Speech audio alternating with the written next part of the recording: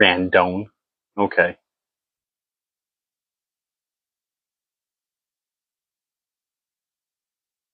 Let's try this again. Can't even spell right. All right. Well, we'll wait to see if anyone pops into tonight's live. Tonight is not really going to be an official episode. More of just kind of like random rambling thoughts. I have no notes. I have no topic. I got nothing. It's been a busy week, and I've been trying to play catch up in the shop. I've been planning a lot of stuff for a lot of trips and events. Bunch of stuff. So, we'll go into say next event coming up that we're going to have is going to be this weekend. If you're local, if you're in the Michigan area, is going to be the Great Lakes Regional IDPA competition. It's going to be at the Saginaw Field and Stream in Saginaw, Michigan. So we will be there both for the staff day and for the public day. We'll have a tent set up. We'll be hanging out, talking with folks, and fun stuff like that. And then it's going to be, I can't remember the times, but if you get on practicescore.com, you'll be able to see the event and be able to come if you're already going to be a shooter coming. Then we'll see you there. GunCon 2025 is going to be June 28th. Tickets are still on sale. They have not sold out yet, so you still have time to go get yourself some tickets. They're $50. You get a T-shirt, you get a meal, you get to see a bunch of content creators, brands, your favorite brands, and there's going to be a live 2A panel. It's going to be a lot of fun and cool stuff there. Lots of new products that are going to be first time seen by the public. It was really cool to see last year. There's even more brands this year, and I think there's a few more spots that were filled up last time I checked, but there's like way more brands than last year, so that's great. It's going to be at the Twist Drill Center in Cleveland, Ohio. I believe that doors open at 10, so go to guncon.net to get your tickets. We will be there. I'll be there for at least 3 to 4 days, so come hang out with us there. If you haven't been there, it's a great time, and it's definitely an annual thing. Even if I'm not going as a creator, I will be going and attending in general. So it's a great time. Make sure to go to guncon.net and get your tickets, and we'll see you there. Gun shows. I don't really have any gun shows for June. There's none that we're going to be attending. I think July, I have 2 gun shows. So if you're local, you'll see us at a gun show or 2. There will be other IDPA, USPA, USPSEA, ISPA, whatever you want to. There's so many acronyms for this stuff. 2-gun, multi-gun. We're going to be looking forward to the schedule for that. That'll be at the Caro, Saginaw, maybe Livingston County. There's a bunch of other gun clubs that we will be either shooting at or have shooters at them, or we will just set up there with a bunch of gear, some free samples like stickers and cards and freebies and stuff like that. And you get to see all of our product and be able to chat with us about needs of the shooters. That's why we like going to those events. I want to see what the shooting competition are looking for and need as far as for a local manufacturer. It was a great time. I was there last time. I learned a lot of what people need and don't really need or want. As far as it comes to competition shooting, here's a random thought.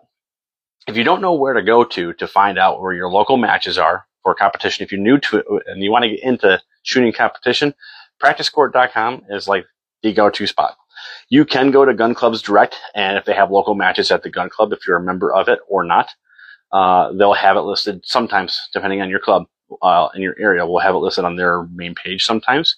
But Practice Score, they're usually going to have it also listed on Practice Score. Unless, like I said, it's a club local match, then only members or friends of friends are going to have the invite. Those are the best ones to get into, to start getting into the sport. That way it's not as official. You can kind of get away with a little bit more as far as to learn. But if you're looking to get into the shooting sports, go to practicescore.com, and that's going to be your best in to find out where matches are and events and everything like that.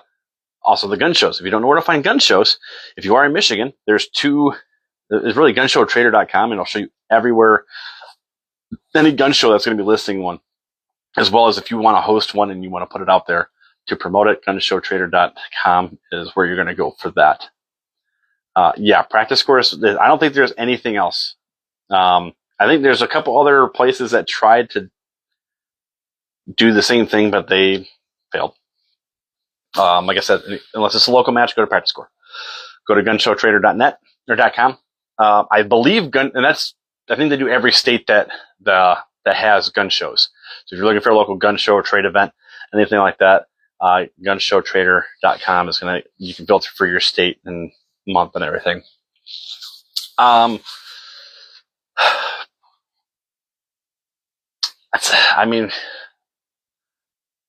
That's about it news wise. A bunch of new molds coming in.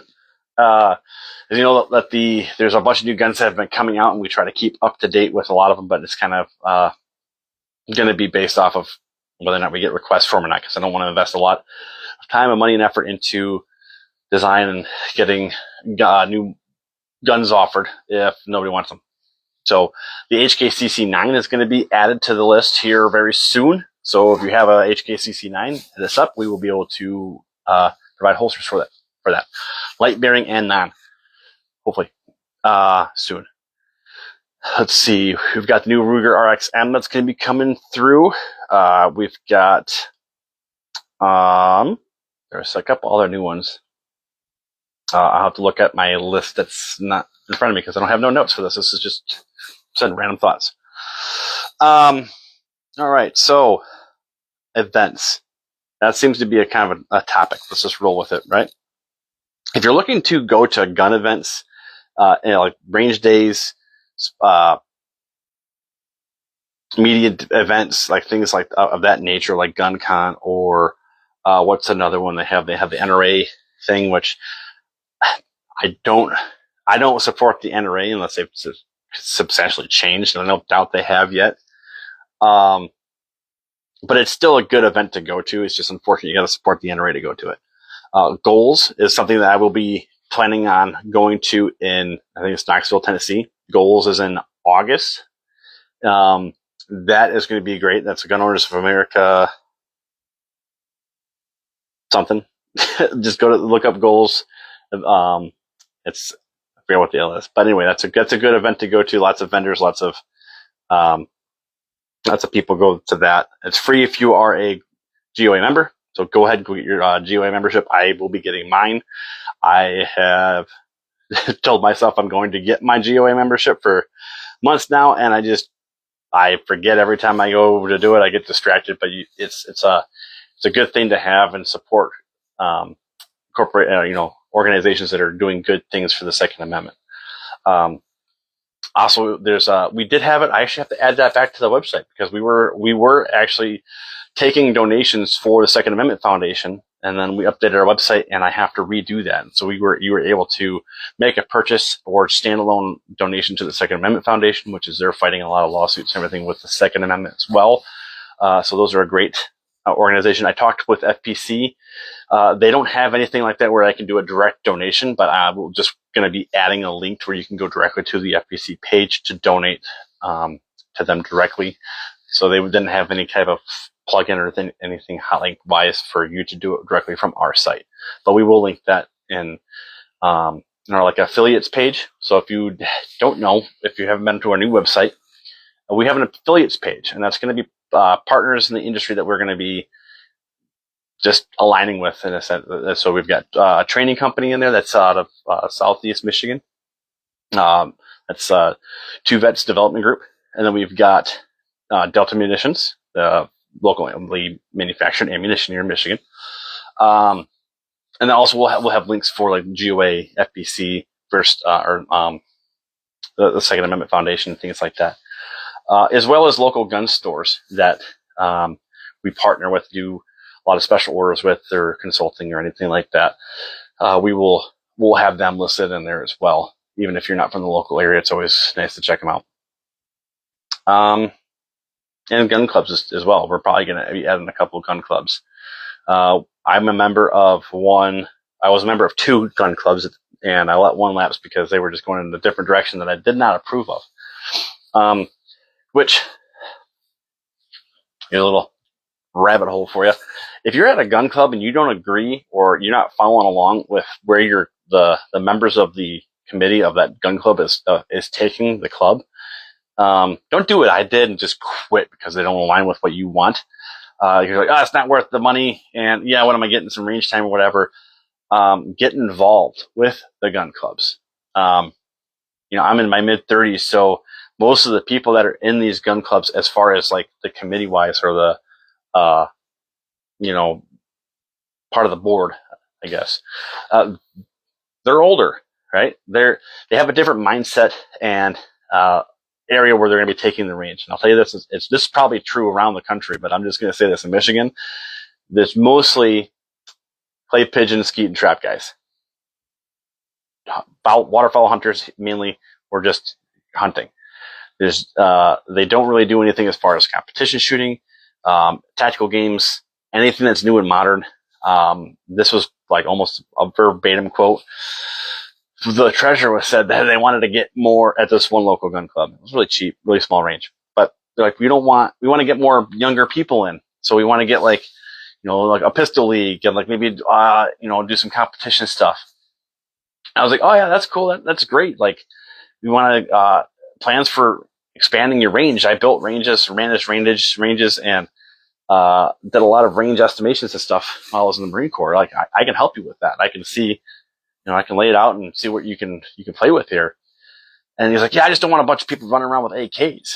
I just don't want to have that kind of vision or view of whatever of the club. And I was like, oh, are AKs bad? Like just because the commies used AKs doesn't mean AKs are bad.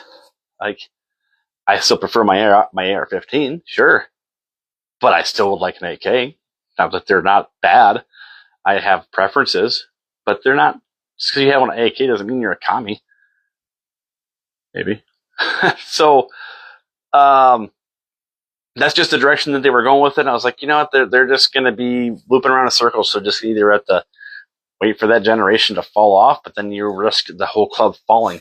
And then if you don't get that younger generation in to be involved into your local 2A community stuff, like your local gun clubs or doing competition stuff, being more active. Like when I go to do the competitions and I see them, it's a really well-rounded group of individuals as far as age group goes, and sex-wise. There's male and female.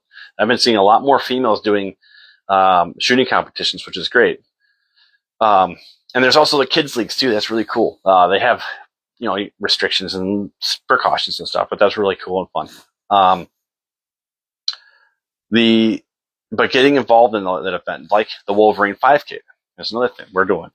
I've got a team going to the Wolverine 5K so we have a 4-man team that's going to be going to compete, just recreational. We're just going to go have fun. We're not competing for a trophy, mainly because a lot of us are old and broken, and we are we were about to call us a dad bod squad, but it's just going to be for fun. But that's a great event. It's very limited spots open for it. True test of your grit and your gear and your preparedness and your readiness. It's really going to humble a lot of us to say, if it hits the shan and Red Dawn happens, we're screwed, or like, oh, maybe we'll be okay. Well, we're going to find out here come June 7th. If you are in the local Michigan area and you're interested in volunteering, they're always looking for volunteers. If they don't get enough volunteer force, they might have to shorten some of the stages or take them all the way out. So if you are available June 7th, there's lunch provided. You get to hang out in the ranges, meet a bunch of cool people. I think you'd get a shirt for volunteering, and I think you still get entered into a raffle for the prize. We will have prize table stuff there, which we have to figure out what we're going to do still. I think I know what I'm going to do. But if you're going to be there, we will be there, so you can come say hi to us there. So we're going to be all over the place here the next month or two. So we're going to have IDPA shoots, competition shoots, gun events, gun athlon events, what you want to call them that. But get involved. So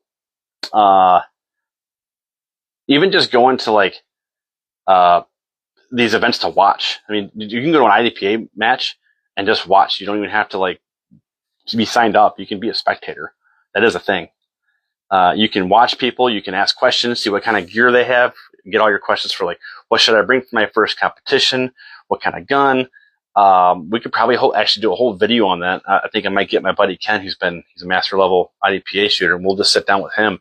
Like, hey, how do you get into IDPA, USPA, SA, multi-gun, 3-gun? How do you get into the shooting sports? What equipment do you need just to get in? Of course, I'm going to tell you the first thing you need is a holster and a good, reliable handgun. With IDP, I can tell you that capacity isn't going to be the biggest factor as far as like, because you're limited to 10 rounds per mag with IDPA. And you just need a good belt, and sometimes you'll need like a vest or like a long overshirt to be able to cover it. And that's really about it. You can conceal carry or put it on the outside the waistband. If it's outside the waistband, you got to have that shirt or fly fishing vest to cover it. I did mine appendix carry like I always do. And then I did do a outside the waistband mag carry because it didn't matter if your magazines were concealed, or just a firearm, if I remember correctly. But I'll have to double check on those rules. Well, maybe we'll sit down with him and talk about that. That might be a good topic.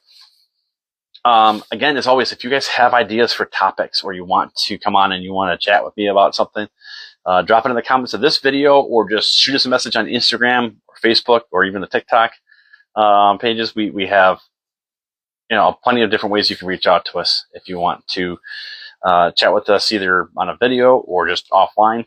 Have any questions, comments, concerns, just let us know.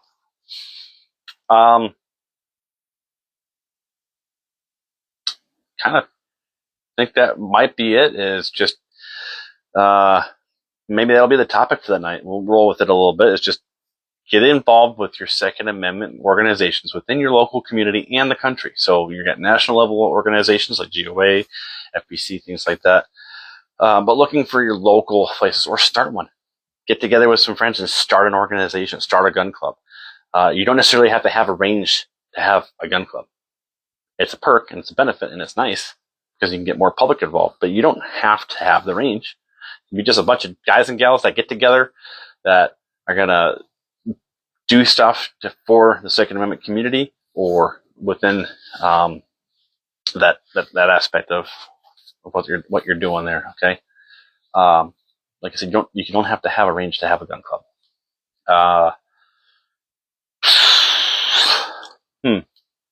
That's about it. Get involved, people. Do stuff. Don't be lazy. You can be lazy. It's fine. Nobody will know you, and it'll be okay. Nobody write books about you. So, with that, check on practice score for local matches to get into your first competition shoot. Look at all the different types of ones, and then once you find the one you like, then you can look at all the rules and equipment needed. Reach out to someone who has done them before to get your equipment list, or just show up to one and start asking people. Don't be worried. And when you show up to a shooting event and you're missing gear or you don't have gear, it's probably one of the friendliest communities you'll be in. Yeah, like people will just be like, "Oh, you need a gun? You need a belt? You need a holster? You need ammo?" Like, they'll pretty much give you their shirt if you forgot your shirt that day. So, some people bring extras just in case that's the thing. I know when I go, I bring parts kits and tools, and it came in handy at the one because we had a chamber flag break off inside of someone's rifle, and the tip of the chamber flag went down the bore and got lodged, and he couldn't get it out. And nobody had any cleaning rods or snakes or nothing except for this guy. We got it out. So just come prepared, have extra stuff, have stuff to share. Don't bring snacks because people will take them. Get out to those Second Amendment policies and donate to them. Be members of them. Yes, there's some benefits to them, but the money that you're putting into those, it's going to a really good cause, and they are doing good work. So Pick whichever one you want. I will just say don't pick the NRA or even the USCCA. I've heard some things that they're kind of going NRA-ish direction. Do your own research. Don't take my word as gold. Figure out which organization is going to be the best for you.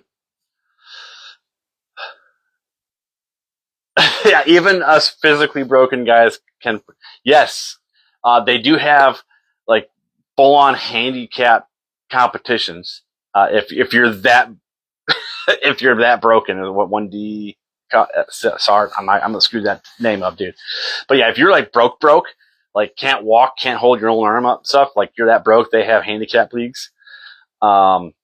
And if you do have a handicap and you're not in a handicap league, depending on the level of it, they're usually pretty understanding. More so at the local matches. If you're doing like an actual like Masters level match, and I can't speak on it. But if you're a local match, they're pretty lenient. That's where a lot of your first time shooters are going to be. A lot of very unexperienced and scary people. Lots of flagging, lots of rules that are broken, but they give them a break because it's their first time. But yeah, if you are broken, there is some handicap leagues. That's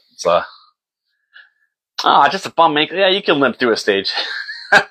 A lot of the stages I did, there wasn't too much running or sprinting involved. There was some kneeling and squatting, weird positions. But if you move at your own pace, that's safe for you when you're doing these competitions. That's one thing I will say before we ended that. Is don't go into these competitions thinking that you have to keep up with the people that have been doing it for years.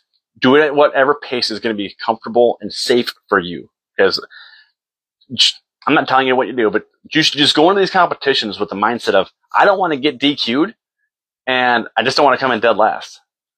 If you can accomplish, heck, if I can go to any competition and just not get DQ'd, I had a good time. I had fun.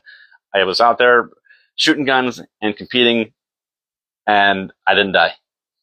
And I didn't get DQ'd. I didn't get sent home. That's the biggest thing. Of course, we all don't want to end up at the bottom of the list, but you'll grow, you'll move. So the whole saying of, smooth is fast and fast is smooth.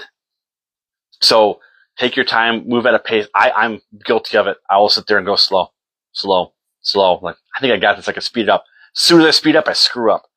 But part of training is training and pushing yourself to the point of failure. If you don't push yourself to the point of failure, then you're never going to get better because you don't know what your limits are. So stay within your limits to be safe, but always try to push yourself to be a little bit faster, a little bit better each time you go out to train. One of the things my brother-in-law said one time is we went out to the range. He's like, "Hey, I just want to shoot, dude. I don't want to like train or do anything crazy. I just want to just shoot." I'm like, anytime you're pulling a trigger, you're training. Whatever, even if, unless you're just magged up, and then I guess you're really not training anything other than just wasting ammo and maybe and having fun. But anytime you go out there to do any type of shooting, there's always some kind of training that you can do. It doesn't have to be like serious, like we're going to do this, and this drill, and this drill. And it's like, it doesn't have to be organized, right? It can be as simple as doing like a little competition where you put a playing card up on there, or paint two different colors of paint your steel on your range. If you have steel ranges, paint each one a different color and just pick a color and go back and forth with your buddy, or play horse. Horse is a really fun game. There's other things you can do that make it fun, that you're still training and you're still getting better by going to the range.